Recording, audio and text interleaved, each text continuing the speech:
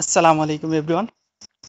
আসলে আমাদের নগদের অ্যাপসে যারা ব্যবহার করি, নিয়মিত লেনদেন করি, তারা একটা জিনিস ঘাবড়িয়ে যায় যে নগদ 12টার দিকে সার্ভার ডাউন থাকে, 12টার পর লেনদেন করা যায় না, মানে অ্যাপসে থেকে বিভিন্ন ধরনের সমস্যা হয়।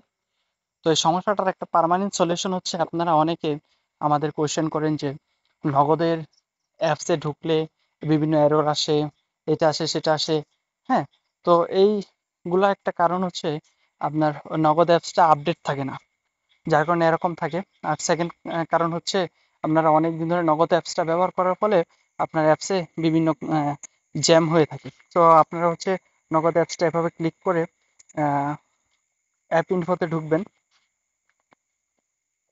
দেন হচ্ছে আপনারা এখানে ডাটাটা ক্লিয়ার করবেন। তো স্টোরেজে ক্লিক ক্লিক করে আপনার হচ্ছে ক্লিয়ার কেচে ক্লিক করবেন।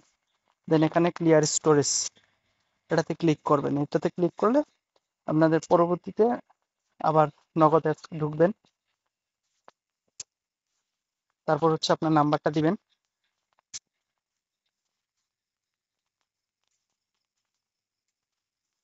এখন হচ্ছে আপনার পিনটা দিবেন আর ওটিপি দিবেন, তাহলে আপনি আপনার নগদ অ্যাপসে ঢুকতে পারবেন।